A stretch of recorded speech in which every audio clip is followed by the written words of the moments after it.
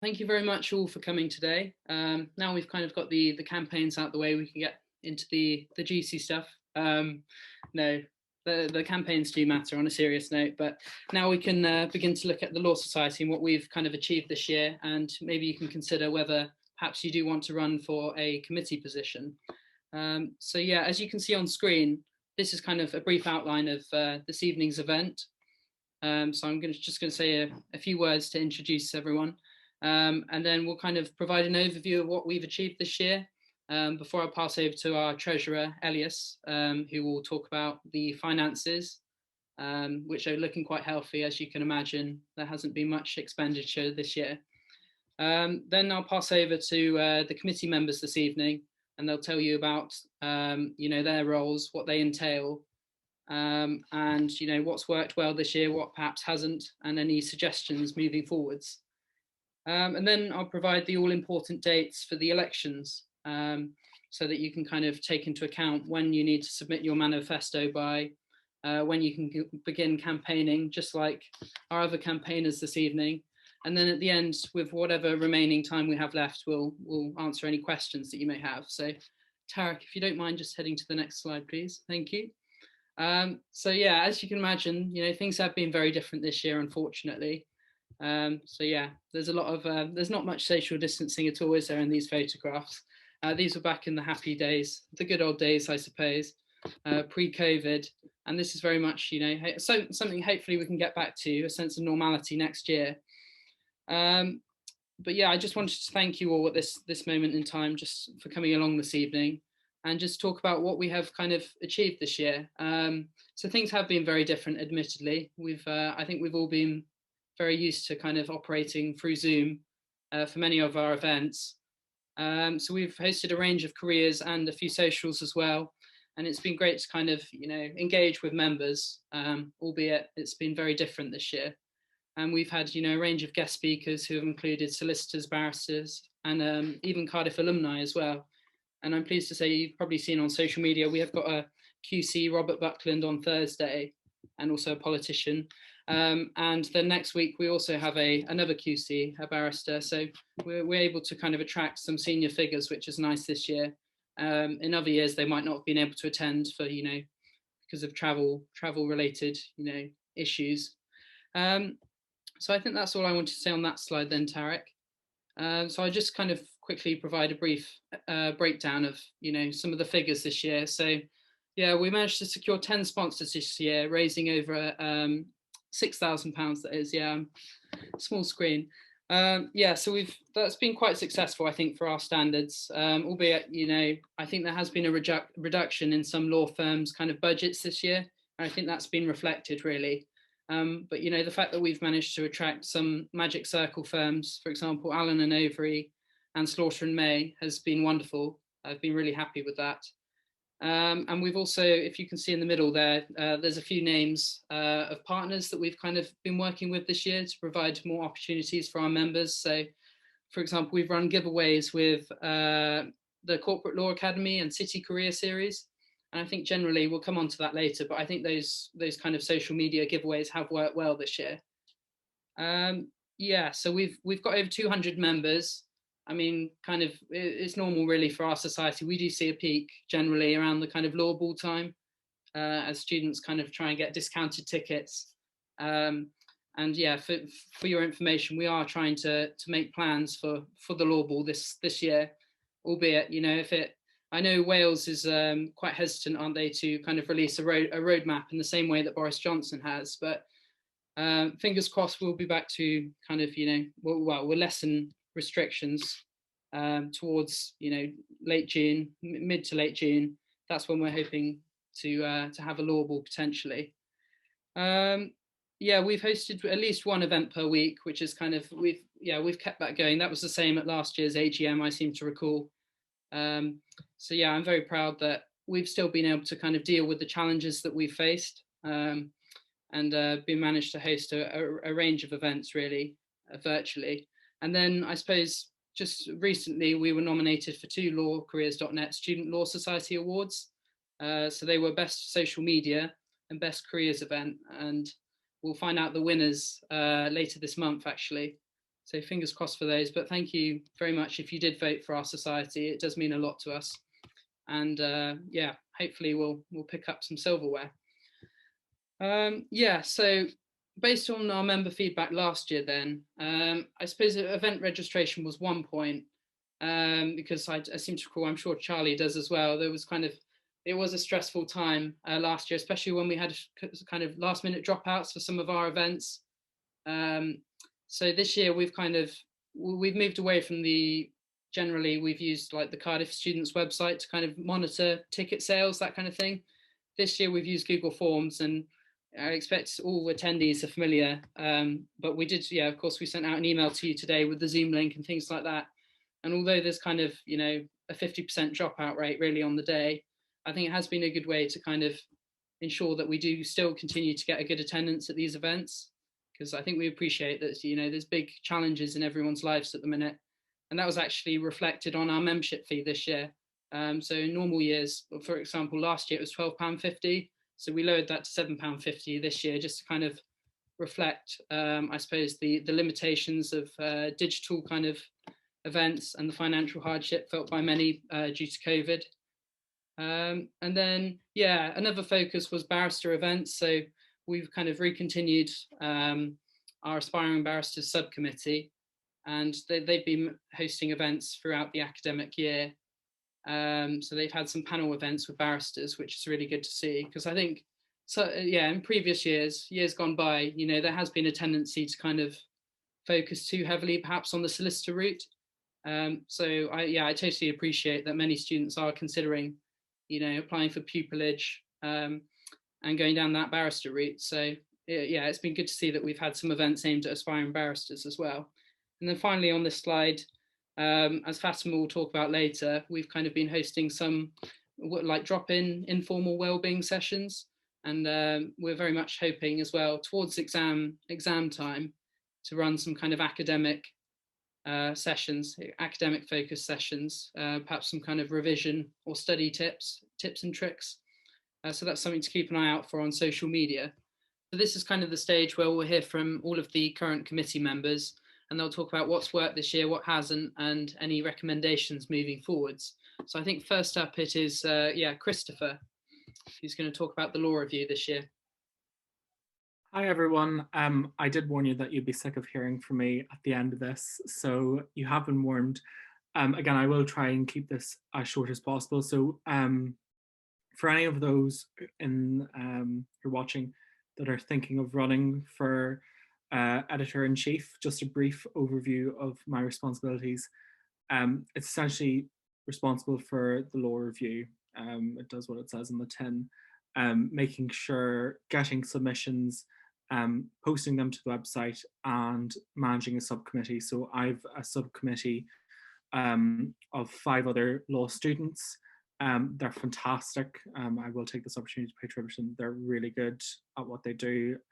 I couldn't do my job without them. So I don't think any of them are here, but just to shout out that they're fantastic, and a big thanks to them. So yes, it's general management of the website, the social media feeds, and getting submissions. So in terms of what worked, social media feeds, we've re-established our social media presence. So we have an Instagram, we have a Twitter, and that has helped us with promoting the law review. So we have had submissions from students from Hong Kong and academics from Malaysia and Cyprus. So that's sort of, we were surprised at the reach of the law review. So we're quite happy with that. And in terms of the size of the subcommittee was set up at the beginning of the year. In October time, again, there was a application and interview process, which is, for anyone thinking of going for editor-in-chief next year, it's key to get that committee established very quickly, so you have a good team with you. I wouldn't leave it any later. I would start advertising at the start of October for those positions. The committee size worked quite well. It's been small enough to meet quickly. If there's a key update that a decision needs taken, it's been small enough to meet quickly on short notice. But it's large enough to bring a wealth of experience. So we have first years, second years, third years postgraduates on the committee, and having that experience is really good.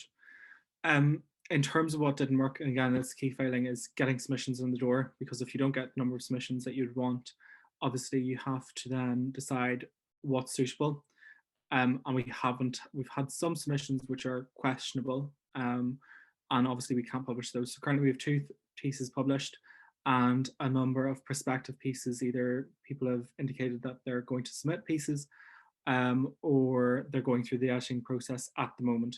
So hopefully we'll have a number of other pieces up there on the website by the end of the year. But there's 2 up there at the moment. It's going to be a key challenge of the next editor-in-chief to get those submissions, and that again means publicity. So as you'll see in my recommendations, which I'm going to come to, it's a key part of the job. So in terms of promoting the law review, promoting it directly to students, I think is going to be a key part of the job next year.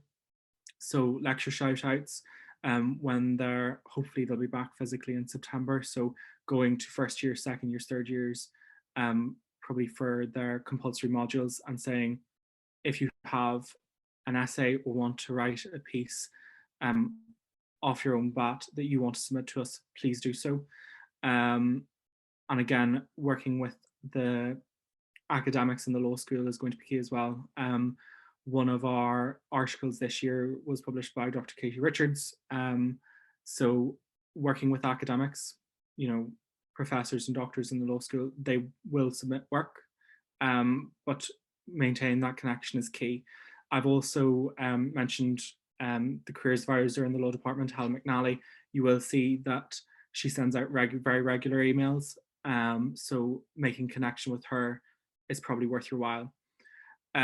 Recruit a dedicated social media officer. I discussed this with my committee yesterday, and we felt the way we divided up social media tasks at the start of the year was someone take Twitter, someone take Instagram, someone take the website.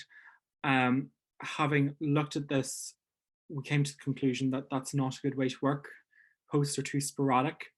So having a dedicated social media officer is probably the better way to go. Someone in charge of the website and social media feeds, that they don't really take a role in the editing side of it, but they are responsible for that key part of the law reviews activities, which is upload stuff, promote the review, and upload to the website. And the last point is explore further connections with academic staff. So in terms of article submissions, but also we discussed the possibility of having a faculty advisor. So the subcommittee is replaced every year, and the editor will be replaced realistically every year or every 2 years. Whereas having someone there with a bit more permanence who can act as an advisor to the review for a number of years might be an idea, to give it more permanence, but also to have that expert advice on hand. So I don't know if we're doing any questions as part of the officer audit, or if anyone has any questions about the role or the activities of the review, I'd be happy to field them now. Yeah, because you have to head off a bit earlier, don't you, Christopher? I do, yes. If any students do have questions now, then now's the time to raise them. But I suppose for all the other committee kind of audit reports, I think it would be best if questions were saved until the end. We'll just give it a moment or so, just in case anyone does have anything. But equally, I think we should be able to address those questions as well, Christopher, if you do have to head off. Yeah, I am going to have to head on here. But again, I posted in the chat my Instagram handle. So if you have any campaign related things that you want to raise, or any law review things you want to raise, please do feel free to get in touch. It's not a problem. My messages are always open. And have a good rest of AGM. Thanks everyone so much, and bye. Thanks, Christopher. Thank you so much for that, Christopher. So I'm going to talk a little bit about my role. So I am the Academic and Welfare Officer. So wellbeing officers are a point of contact for all members of the Law Society to discuss issues that they are concerned about. This is a very fulfilling role, and it's rewarding as you're the first point of contact for students and any concerns that they may have. If they have any concerns, these can range from mental health or their studies. So what worked well, we hosted the very successful annual diversity event. This event had panels from women, BAME, and the LGBTQ plus community. This was a huge success. The next is wellbeing sessions. These ranged from the death of a first year, and students had the opportunity to come and talk about their experiences, and we are planning on hosting revision sessions in the future as well, so make sure you guys keep an eye out for those. And the last thing is represented law society at student staff panel meetings. So I know at one instance there was a concern about not having enough barrister related events, and I raised that to the careers liaisons that this is an issue within the law school. What didn't work very well, we were unable to host the annual book sale due to the virus, which was really unfortunate. In previous years, the proceedings would go to charity, so that was really unfortunate.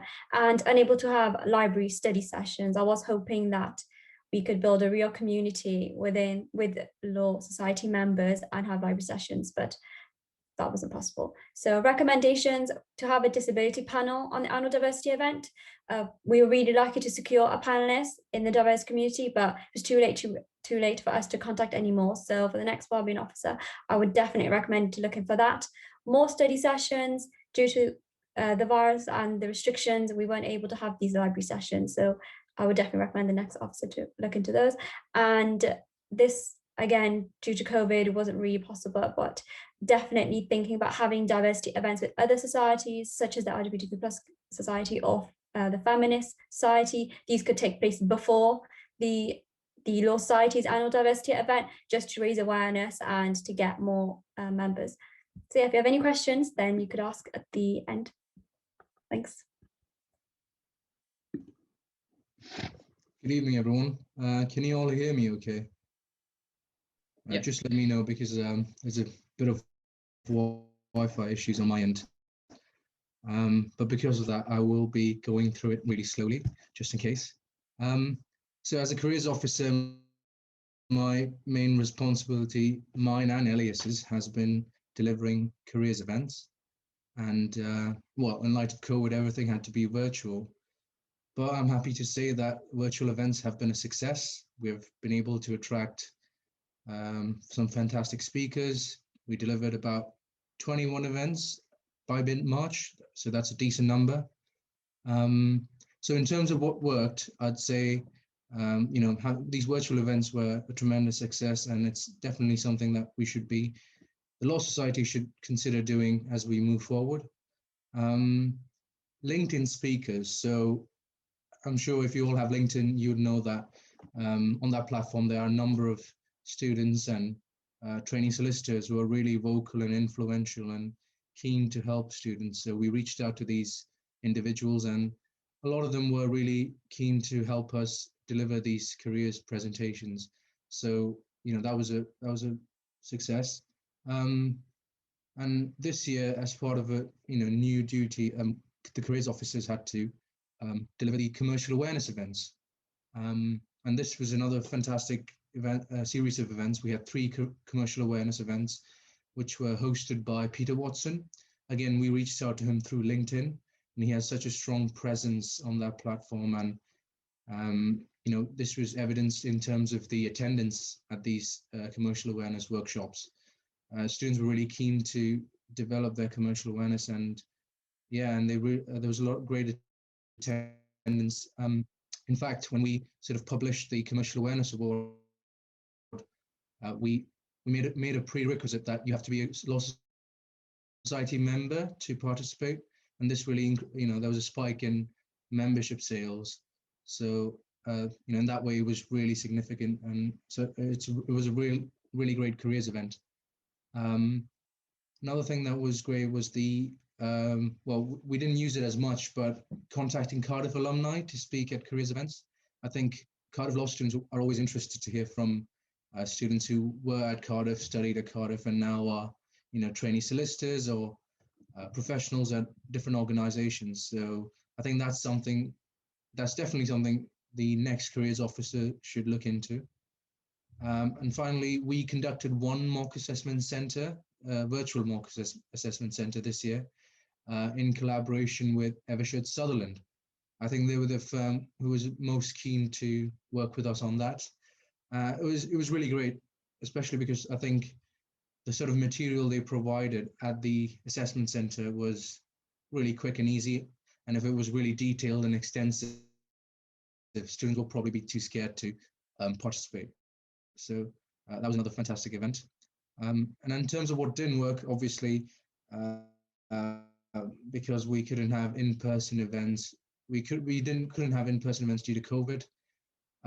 But it was not a major missing, because I think, attendance was great at these virtual events. We were able to reach out to some more speakers who wouldn't probably want to come down all the way to Cardiff to give a speech otherwise, or a presentation.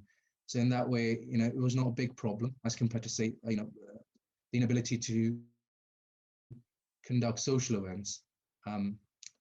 And another thing that didn't work is, well, we only managed to organize one mock assessment center, and I'm sure Elias would reinforce what I'm saying in the sense that we would have loved to have more of these assessment centers, because they are a crucial part of the application process to getting a training contract or a vacation scheme.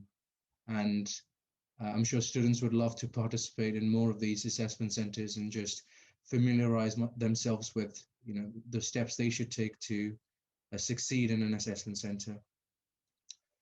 Finally, in terms of recommendations, I think possibly collaborating with other law societies around the country, Bristol, Exeter, for example, and then delivering a combined careers event with high-profile speakers. For instance, and this was not something Law Society hosted, but the law school did a week ago. They organized an event with Exeter Law School and Bristol to deliver a talk with Lady Hale. And that was a really interesting event, and it had about 300 people in attendance. So that's something the future careers officers could look into. Secondly, I strongly recommend continuing with virtual events for especially in terms of attracting high-profile speakers.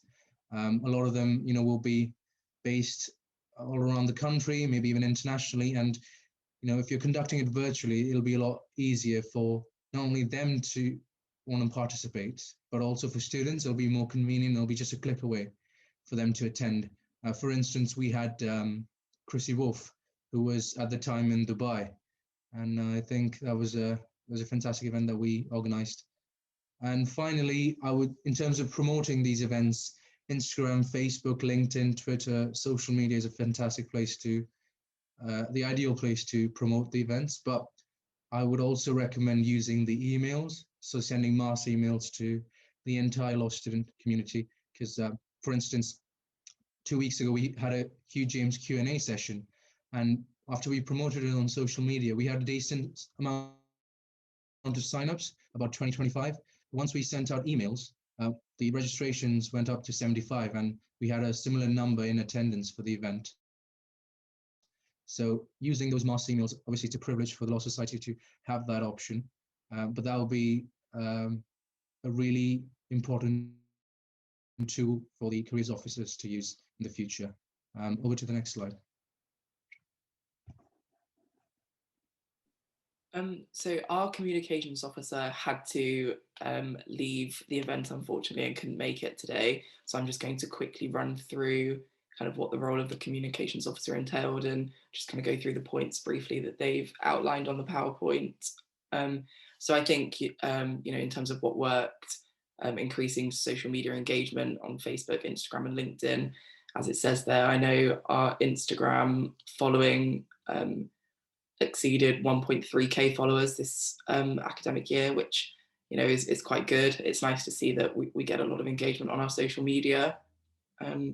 We have used that platform to host some giveaways. I think Tom mentioned that we've worked with the Corporate Law Academy and City Law Careers, and using the communication platform has been a really good way of doing that. In terms of what didn't work, we haven't really utilized Snapchat and Twitter as these social media handles as much as I think we probably could. So that's something that could be worked on in the future. This academic year, we saw the introduction of our YouTube channel, which we've had, we've posted a lot of our virtual events on, but I think due to COVID, we haven't been able to utilize that to the fullest extent. And I think going forward with physical events, we could definitely use the YouTube platform more. And I think, the same goes with Instagram Lives in that one. And then in terms of recommendations, consistently promoting diversity on the platform, I think, that's a point that our communications officers made, and I completely agree with that. I think that's definitely something that could be furthered in the future. And then kind of looking at peak hours in engagement using social media to utilize it to that fullest extent, because I know, there's these peak hours when posts do better than others, so to use that.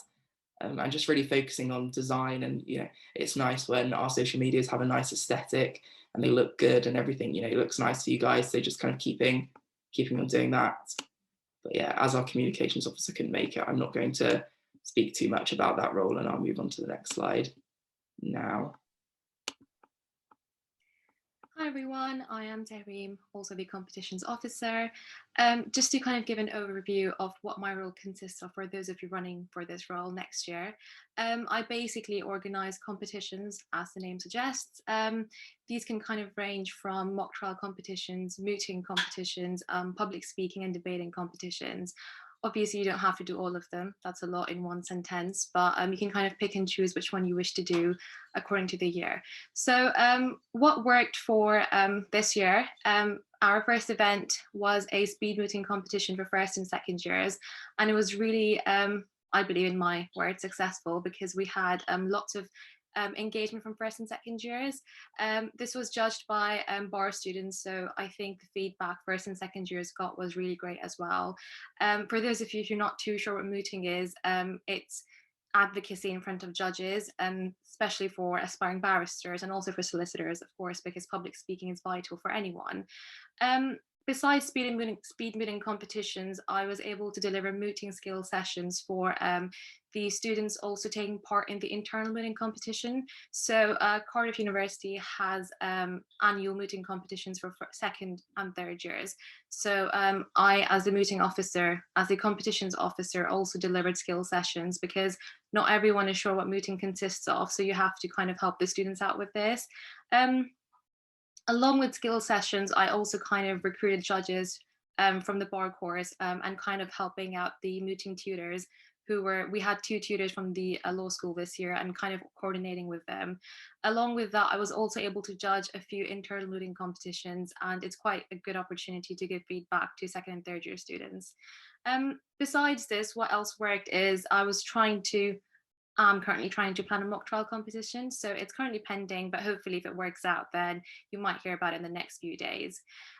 What didn't work was, as the competitions officer, I was originally planning to arrange public speaking workshops, but however, given due to COVID and everything was virtual, I was not able to carry these out, because I do believe that when it's coming to Zoom, it's kind of hard to engage with people, and trying to hold a public speaking workshop, because public speaking consists of body language and every single thing when it comes to speaking. So this kind of did not work due to COVID.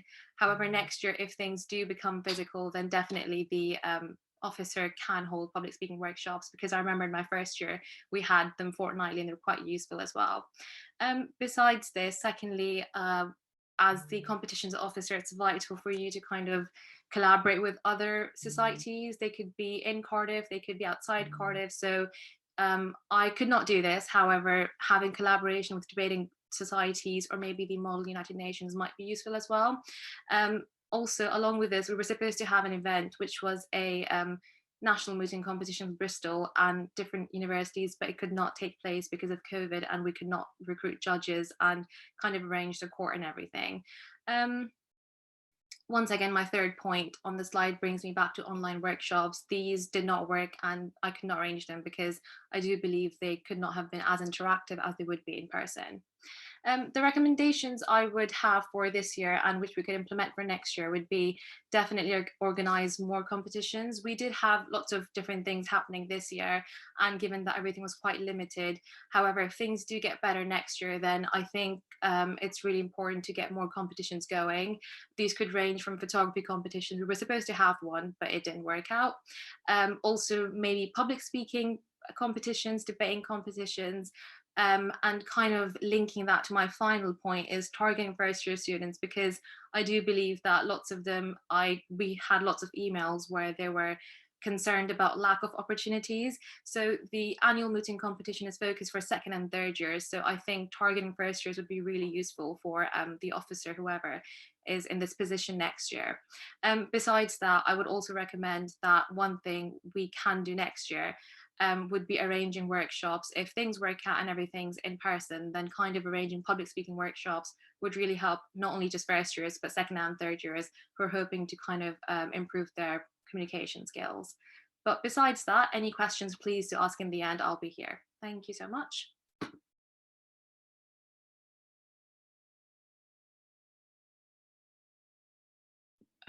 Again, I think the same thing with our first year representative. I don't believe that she was able to make it today, so I will just quickly run through her PowerPoint for you. So in terms of virtual events, we collaborated with the law school, and we had a quiz that was like a Kahoots quiz that was specifically for first years as some kind of social, to kind of engage with that year group. We had, the commercial awards, as she said there. We've used Google Forms, and we've really used like things like Google Forms and like Facebook group chats to connect with first year students and really kind of find out what the things are that you want and what we can do to, to make your experience as Law Society members more, more special and more tailored to your requirements. In relation to what didn't work, it was quite hard, in relation to social events due to COVID-19, which I think everybody's pretty tired of hearing the words COVID-19 now. But again, some first years wanted to take part in some law sports, but they weren't able to due to COVID-19. So I think just it will be important to look at making sure that that's accessible in the future as restrictions become more kind of relaxed.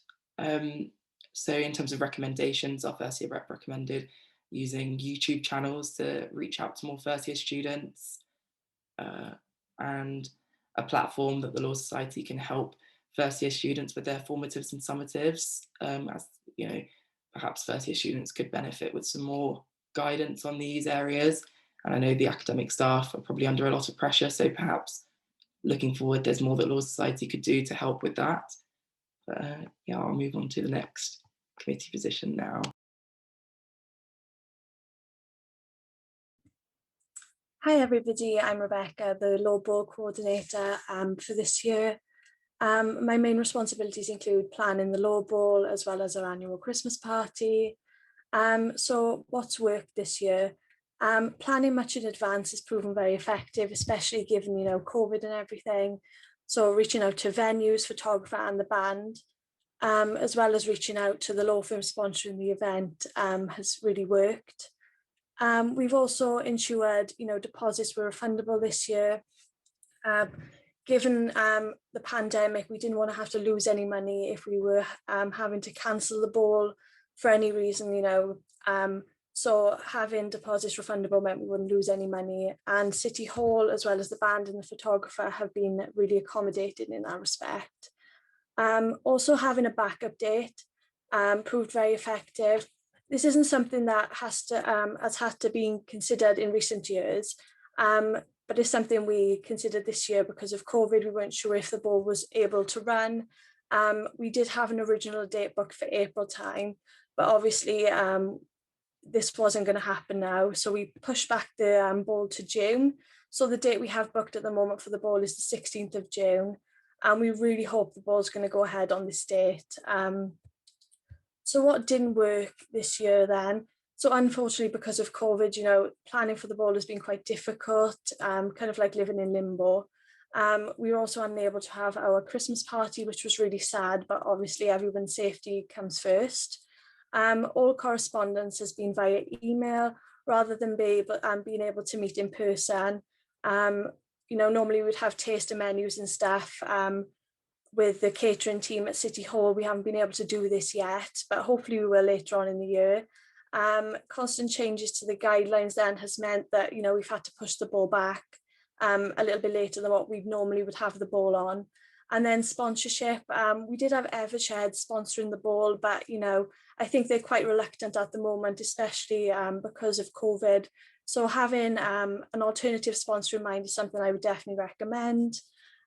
So I would recommend then definitely setting up a subcommittee, especially later on in the year. Deciding who is going to help out on the day, set everything up is definitely something I would recommend. Having an alternative sponsor in mind is something else I would recommend. Reaching out to City Hall in advance, October, September time is something I would also recommend because they do fill up really quickly. So corresponding with them straight away is something, it'll be very beneficial. And also then last point, this is a really demanding role. Even in the middle of the pandemic, I've still had to plan as if the ball's definitely going to happen, even though we aren't entirely sure yet. So all I would say is make sure, you're organised and well prepared.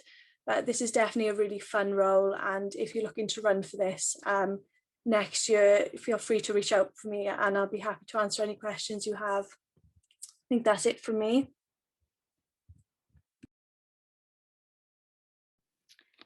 So I'm going to discuss sort of the usual things the social secretary would do, obviously not COVID, which hopefully will be next year, and then Elaine is going to sort of talk through the slide and talk about what's happened this year. So there's the main sort of things that the social secretaries run, so obviously like socials, alcoholic socials, Freshers Week and non-alcoholic socials are like the main sort of categories. You obviously, when you think of socials, you do tend to just think of like a Wednesday night and things like that when people go out, but you need to also think about things that people that might not drink or just different varieties. In the past we've had people go to the mini golf in town, we've had a lot of Zoom things like coffee mornings, etc. So on Freshers Week you tend to do the welcome social. Obviously this year was quite difficult, we didn't get to do that. And you try and do maybe 2 socials during Freshers Week. We usually do one in the bar, I can't remember what it's called, in the SU before a Wednesday night, and then usually another one. Another thing that you tend to do as social secretaries is society membership cards. So previously we've done it at Revs, or you could look into other places where you get discounted drinks, discounted food, or entry into things. So it's sort of another incentive for people to join the society. And the other main thing that social secretaries do is organise the after party for the law ball. Previous year we had it at Story nightclub, so you organise like wristbands to get in and things like that, and sometimes tables, so you communicate with the club or venue you want to go to plan that. Obviously, hopefully this year we're going to be able to do something. We're not really too sure what currently because we're not sure on regulations yet, but when we do, everyone will know about it. So Elaine is going to sort of speak to you now about the different events that have happened this year. Right, thanks so much, Kate, for explaining the role a little bit. As she said, my name's Elena and I'm the other social secretary. So obviously this year we had to move all of our events to virtual platforms and we experimented a bit. So we had a coffee morning on Zoom and we had a first year quiz on Zoom, but it was questioned through Kahoot. And I think it was quite successful. We utilized breakout rooms. Obviously, since people can't meet and get into physical groups, I think it was a good way to adapt to the situation. What didn't work, obviously, social events couldn't take place. And it was hard to get sponsorships from different places. Obviously, last year, there were sponsorships from Revs and we couldn't have those because obviously it wasn't open. So that was something that didn't work. Recommendations for next year, I would say try and collaborate with other interest-based societies. So I know last year there was a yoga session and we collaborated with Yoga Society. So I think maybe the next social secretaries should try and broaden the horizons and try and find an interest for everyone in the Law Society to encourage more people to come to events. And lastly, I think we should have a social event which targets every year. So this year we had a specific one for first years, and that was really successful. But I think next year we should try and incorporate ones for second years, third years, and post-gap graduates. So if anyone has any questions about the role, then I'm sure Kate and I can answer them at the end of the meeting.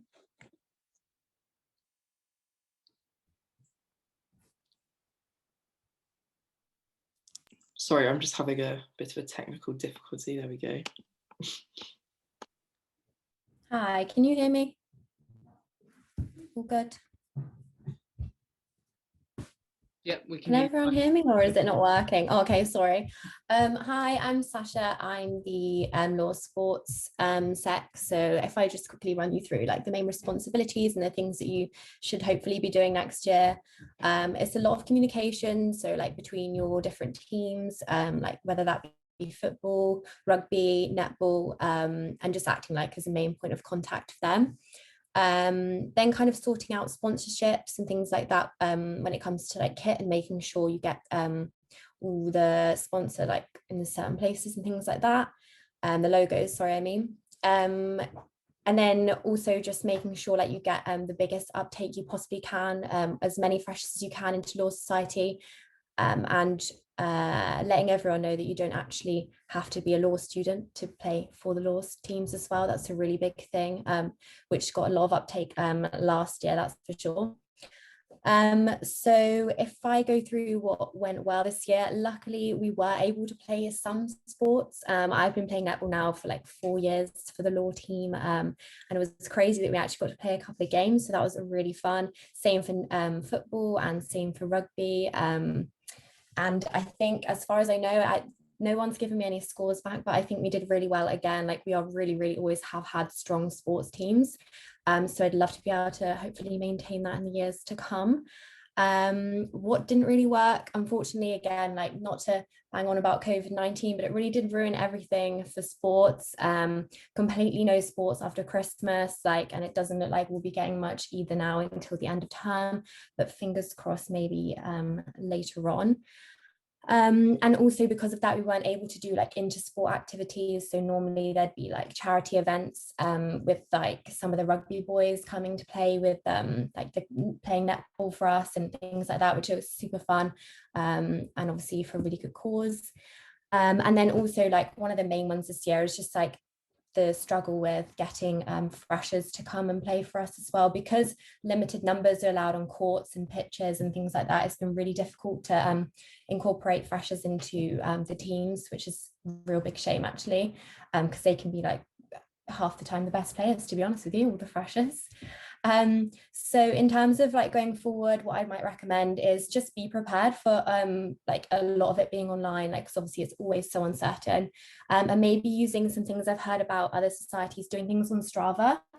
So maybe using the things to that platform to get everyone to like joint runs, and therefore everyone could be socially distanced and things like that, so you don't actually have to be all on a court together. And then just really promote next year for uptake, because unfortunately I think we did lack a lot this year with the freshers, but hopefully it should all be back to normal next year and we can get loads and loads of teams together for all the sports next year. Thanks, Sasha. Unfortunately, our bar officer couldn't attend this evening's meeting either, so I'm just going to give Tarek a bit of a break and talk the students through this one. So in terms of what worked well, many of you might have seen recently we launched a kind of new mentoring scheme for aspiring barristers, and this was actually really successful, I'm pleased to say. So yeah, essentially how it worked is around the kind of time of pupillage applications. I think, Tareem, correct me if I'm wrong, but this was kind of mid-February time.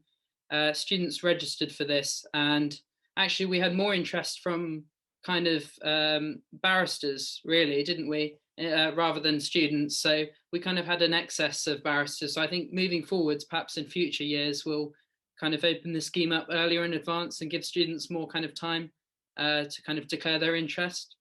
In terms of, we've got strong connections with barristers and chambers. And I know, for example, the law school mooting competition, which Tareem touched upon earlier, is run with Civitas chambers. So yeah, it's great that we have kind of strong links in the local community.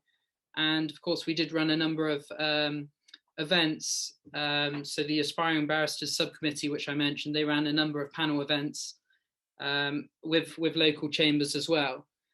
So in terms of what didn't work so well, unfortunately, in previous years, it has been possible, of course, for members of the public to kind of sit in the gallery in courtrooms and kind of listen to trials go on, which is a really good experience. But unfortunately, due to COVID, many trials are taking place virtually now, and even where they are taking place physically, it's just not really possible at this moment in time for members of the public to kind of sit in and watch.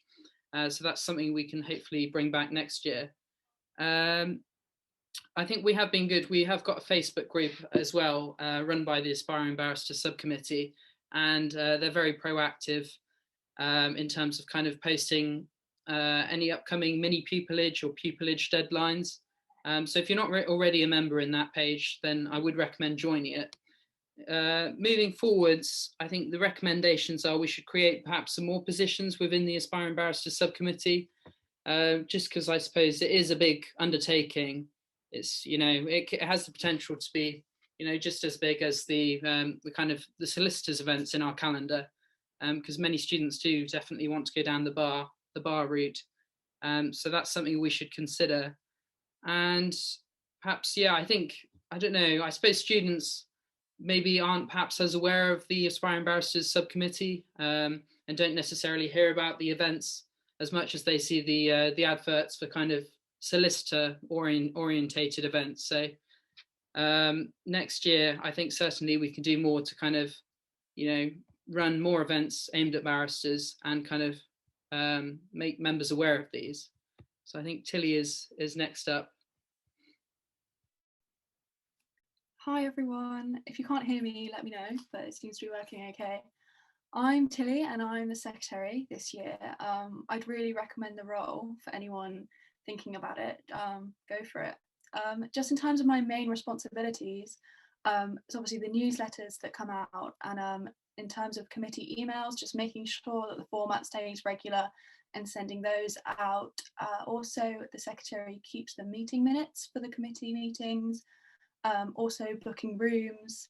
And I think generally, like, the role is great to kind of support the committee in general and attend all the events. So that's overall kind of what the role entails. Looking at what I feel worked this year, I think the newsletters were good. They got out to members, and I think it's a good way another way of kind of promoting events and that sort of thing. And also just sending information to members through emails, as I think a few other people have mentioned, it can be a really good way to raise awareness. So I think that's definitely a positive. In terms of what didn't work, there's a few things I'd like to mention here. In terms of, obviously, room bookings were an issue due to COVID as well. I won't go on about it. Hopefully next year it will be a lot easier to book rooms as normal and take on that side of the role. Also, in terms of emails, there's no way that I could see to create targeted groups to send emails to, but it is something that's been done in previous years' committees. So for the person going for this, I'd really recommend kind of looking into that. For instance, if you want to send an email just to first years, it'd be really great to have all of those members clumped together in an email group. So I definitely look at doing that going forwards. Another issue that did come up, which I think looking forward to be great to address, is Welsh translations of the newsletter. This is something that didn't happen this year due to the SU translation service not going really. So I think next year, like, thinking about solutions for that, I think it'd be great for our members to see it in both English and Welsh. So I think that's a really important thing to think about. I think sending the newsletters at set times is good. I think people can then expect when to get it. I feel like the person, taking the role on can have a think about when's best for that for them as well. And I would just highlight as well, in terms of recommendations, I think the role definitely has the ability to kind of support the committee more broadly. For instance, this year I kind of supported a legal tech event that we hosted, and I think there's definitely capacity moving forward for the secretary to be that person, you know, other people in the committee can get some support from if needed. So I think that's all I wanted to cover as a brief overview, but do feel free to ask me any questions at the end, or reach out to me if you need any advice about going forward with the role. But thank you. Yep. So hi, it's me again. Congratulations on making it this far. I know it's a long stretch. We're almost there. No, it's time to get to the meaty roles, or the roles that I think people will enjoy. These are the treasurer, vice president, and president, typically considered the senior leadership roles, and I think that's kind of a very rewarding aspect of them.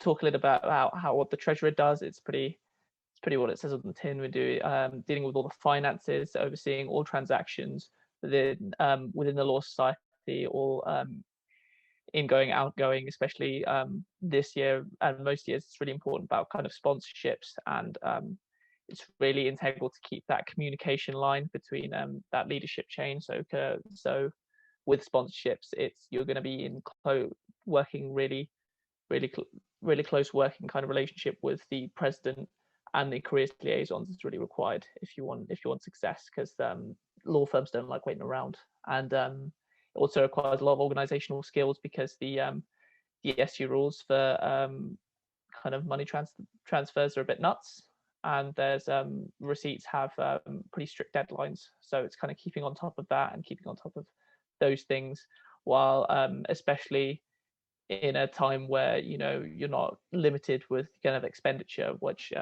I was for this year, when we didn't have live roles where there would be much more, the Law Society would be spending a lot more money, and there would be much more receipts. Would have to be something that's kind of a proper job and a serious responsibility. So if we go on to what worked this year, so there was we responded quite quickly to kind of all the adaptations and all the COVID events and sponsorships. There was we managed to get enough sponsorship for those, which was really rewarding. I think it did come back down to having that really close relationship and that kind of swift movement between kind of sending out the sponsorship forms and getting the invoices, and making sure that there was a clear, swift line of communication from the society.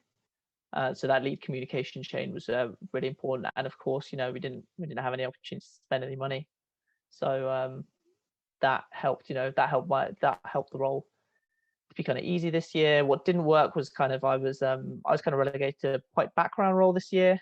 There was limited opportunities for me to kind of talk about receipts and deal with the money. One thing which I did consider, so kind of put opportunities for investment there. The Law Society and all societies work not for profit, so I don't mean buying GameStop stocks. There was kind of, I'm thinking opportunities like there was discussion about buying kind of a professional camera, which we didn't explore fully. That might be something that you might want to explore next year. Recommendations are just for the mainly for the future treasurer, is that one, because we're not for profit, we have to be really careful with how we use our money. The SU is really careful and monitors really strictly. There's it's worth noting now kind of the history that many years ago there was societal fraud with some of the funds in by some members of the Law Society. Was that 8-9 years ago? So we're under strict scrutiny on how we use our money. So it's need to look at how you use that. So careful with the nest egg. But you're now provided with a really big opportunity to use these funds in a effective way, especially with kind of the high upfront costs that most events have. So good luck. And if you have any questions, please send them to me at some point. DMs make me feel better. Hi, I'm Tarek, and I am the Vice President of the Society. Firstly, I'll apologise because I'm aware that you've heard a lot from me as I've stepped in to speak about a few other roles. And I also apologise because I realised I've all of a sudden gone in the dark. It was quite light when this started, and now it's become evening, so I am kind of sat in the dark, so I apologise for that. Perhaps I should invest in a desk light. So My role is, I would say, is kind of divided into three main things. So my main role is kind of supporting the president and the society as a whole. So I feel like, that's not something that can be pinpointed to one specific thing. It's very much just whatever comes our way, taking a bit of pressure off the role of the president, doing what needs to be done in that sense. And then my two kind of main individual roles would consist of planning an annual trip and the distribution of Law Society merchandise, so like hoodies, etc. So in terms of what worked well, I think that like the effective managing of the society worked quite well. I think this year, things are very different, but I think we worked well in kind of making sure that things did go as well as they could. I think the role went quite well in working alongside the president and the executive committee, making sure that kind of things get done and being there as a kind of a point of call for any committee members that might need a bit of support in their roles, things like that. I took it upon myself this year, which isn't something that vice presidents always do. I organised an SQE event, which I think was really successful, and I think going forward it would be nice to see future vice presidents taking like active roles to engage themselves more in kind of planning their own little kind of things. And Law Society merchandise, there has been a bit of a delay, which is what didn't work very well, but it is on its way out, so keep your eyes peeled for that, and I think hopefully you should be happy with the merchandise if you choose to purchase it. In relation to what didn't work very well, I think, again, to talk about COVID, I think because we weren't able to plan the annual trip this year, that was a terrible shame, because that's kind of the biggest role that the vice president takes on. And it was a shame that it wasn't able to go ahead, but hopefully next year that's something that could go ahead. And then, like I've said, there's been a bit of a delay in hoodie distribution and getting merchandise out to you, but I hope that I can get that out pretty soon now, so keep your eyes peeled. But unfortunately, that's something that's taken a bit longer. In terms of recommendations for a future vice president, I would just, say hopefully you'll be able to plan an amazing trip. Hopefully things will be in a lot better, in a lot of a better position, and you'll be able to really utilize that and create something, a itinerary for a trip that's going to be really engaging for members. And I would say kind of think about prioritizing getting ready to produce Law Society merch pretty early on, I would say in the first term, because it's a lot harder than it would seem to kind of get everything in order and think about pricing and how you're going to work about distribution, etc., etc. So get that done early on to save you some hassle at a later stage, which I am now starting to find slightly myself. But it's a very rewarding role. It's nice to be able to be in a position where you can help everybody on the society. It's nice because you get to find out a lot about what the president does, what the treasurer does, what secretaries do, social sector, careers, liaisons, etc. You really get involved in everything, and it's a very rewarding position. So I would definitely recommend. And again, if you have any questions at the end, then please ask. Thank you. Thanks, Tarek. So my role, just briefly, as president this year, I've kind of acted as spokesperson for one of Cardiff University's largest student-run societies. So I've served as a point of contact, kind of liaising with the Students' Union, securing sponsorships from law firms, and kind of preserving existing relations really with members and kind of the alumni network, I suppose. And I've been responsible for chairing regular committee meetings, which has been quite a fun experience, I suppose, over Zoom this year. So in terms of what worked well, I think, to be fair, I was quite on the ball when it came to the sponsorship organisation. So this is generally something that you kind of work on over the summer period, really, the summer holidays. And lots of law firms really are looking to kind of get those sponsorships tied down really by September for the academic year. So you do have to be proactive, particularly over those months, even before you return to university. I've kind of added a few new web pages on the Cardiff Students website, so you have the ability to kind of view the newsletter that Tilly talked about earlier on there. I've kind of added a page where you can read more about our society partnerships, and kind of actually there's a section where you can read up, Financial Times articles as well, and kind of keep up your commercial awareness. The social media giveaways we've already touched upon. I think YouTube as well has kind of been, I'm happy to kind of leave that legacy behind it. When I kind of finish my tenure as president, I'm hoping that it'll be something that will be continued, particularly as a way of kind of showcasing our events and our sports teams, as touched upon by Sasha, particularly because I think even the sponsors, if they kind of search Cardiff University Law Society, for example, I think it shows kind of just how proactive we are, what we're getting up to. And I think visually as well is kind of, it's an easy way to get across a message that perhaps isn't as easily conveyed, just by an email or something like that. And as well for prospective members who aren't kind of, maybe they're sat on the fence, whether they should buy a membership, whether they shouldn't, at least they have something to kind of go by now and refer to when making that decision. We've again kind of maintained a strong relationship with the law school, particularly Helen McNally and the careers team, who have been a great help in kind of promoting events. Because generally, from our experience at least, we find the emails are more effective, actually, surprisingly, than the group chats, which came as a bit of a surprise. I thought kind of students were known for often neglecting their mailboxes, but that turns out it's not the case. What didn't work, I suppose, the Societies Fair, I think through no fault of the Students' Union, really. I think it was great that we could go ahead with a virtual Societies Fair, but I suppose, that's generally the time where you'd see a kind of, a huge kind of enrollment of members, really. And those kind of 3 days where we were running a virtual drop-in session kind of dragged on. I'm sure the other committee members would agree. There were long periods where we were just talking amongst ourselves and waiting for students to hop in. But granted, I think, virtual events are, more intimidating than in person.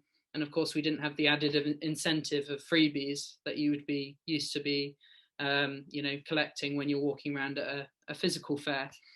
Perhaps membership enforcement is something we can work on. I think that's one of the downsides maybe of technology. You can't I know there is a waiting room feature, but perhaps, especially when you've got high profile speakers, at the back of our mind was obviously we were conscious we wanted to kind of get a good attendance to impress them.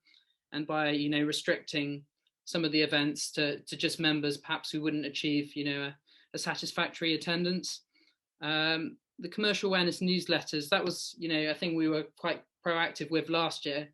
And unfortunately, the careers liaisons, in fairness to them, have been very busy and proactive organising other events. And that's something that kind of has been neglected this year, but I very much hope that will be back again next year. And then, as Tarek touched upon, obviously the hoodie sales, we're very hopeful that they'll go on sale, later this week. So keep an eye out on social media for that. Finally, in terms of recommendations, I'm going to touch upon this in a minute, but I'm quite keen to establish, a position on the committee for, a Welsh speaker. I think it would be great. It would be a great hand for particularly the communications officer and secretary, just to kind of put advertisements out and promotion in the medium of Welsh. I think it's quite a shame, especially representing the capital city of Wales, that we haven't kind of got that to our disposal this year. I think in years gone by we've been more fortunate in that respect, but this year we haven't really had that opportunity. I would recommend to my successor and the future community to kind of use Google Drive. I think it's really helpful that we have a shared Google Calendar to keep on track of events, and we can add the law school's events in as well and kind of avoid any clashes there. And it's great for sponsorship tracking, as mentioned there as well. So yeah, moving forwards, I think Tarek, if you wouldn't mind going to the next slide. We've got a list of 3 proposals for recommended constitutional changes. So, first and foremost, as I mentioned, I think it's important that we establish a Welsh officer position. I didn't mention the editor-in-chief, but that would be really helpful for the law review as well. And, someone who can provide that Welsh translation for our Welsh members. I'm also quite keen on the idea of a non-law representative. This is something that's been suggested by the committee before me as well, but I don't know, I think due to the fact that we did see a slight dip in membership sales this year. I think perhaps we didn't have perhaps as many non-law students in our society, which is a shame, but hopefully going forwards, I think that would kind of add value as well, because we could say to law firms when trying to procure sponsorship, hey, we've got lots of STEM students, for example, who are members of our society, and we've got a designated non-law representative who has, close relations with them and can, a click of a button, send out an email to them and send any upcoming relevant deadlines to them. And then finally, it's also been suggested that possibly we could look into having a BAME subcommittee who would kind of work closely with the academic and wellbeing officer, and also, organisations like aspiring solicitors, and we could possibly offer mentoring schemes as well there for students from with a BAME background. So I suppose normally if this event was held in person, this is the point where we'd kind of see by show of hands if attendees are unanimously in favour of these changes. So I don't know, perhaps if I give everyone in attendance a few moments, if anyone does have any kind of rejections to these proposals, then maybe you could raise them now. But otherwise, that's all I've really got to say there. I don't know if the committee members had any thoughts about these proposals either, because it's probably the first time you're seeing them as well. I'll go ahead now and just talk about those all important dates that I mentioned at the start. So yeah, in terms of when you can nominate yourself for your preferred committee position, elections are going to be opening next Monday on the 8th of March, and they'll stay open until Friday, the 12th of March. And then the following week, that's when you can kind of get creative and, campaign, just like the campaigners we heard at the start of this AGM today. And then once voting does close the following week, hopefully, there has been delays in the past trying to kind of get these results from the Students' Union, but fingers crossed we can have the results back by the week commencing Monday, 22nd of March. And then by late March, possibly early April, although I'm conscious that that kind of cuts into exam study time, things like that. Hopefully we can do a committee handover, which is kind of like a, I say formal process, it's quite informal really. Our current committee members will kind of pass on a document to you, kind of detailing what's expected of your role, any tips and tricks, and we'll all kind of meet up. We can schedule one-to-one meetings with your kind of predecessor, if you like, and then you can ask any questions you may have and have any of those queries answered. So yeah, I'll actually put in the group chat now just the link where the election will go live. So I don't know if you wanted to bookmark that link, but it will be going on social media as always. And we'll send out a reminder, of course, when it's time to nominate yourself and get campaigning and so on. But I think if you could head to the next slide, Tarek, I think this is the opportunity now. If any students do have any questions regarding anything we've spoken about today, I know it's quite a full-on session. There's a lot to take on board, but otherwise, no, I'd just like to thank you all for coming, and we'll stick around at the end. So if you do want to stay on, then we're more than happy to answer any of your questions, but you can alternatively email us or reach us on social media as well. I'd just like to wish you all the best if you do decide to run for a committee position, because as my colleagues, I suppose I can call them, as they probably agree, it is a really rewarding opportunity, I think, working on the Law Society, and it's something that's highly valued by employers as well, and just a great way really to make friends at university. And I know particularly first years who maybe that's been difficult this year, you can definitely make up for lost time as well by getting involved in things like this in your second year.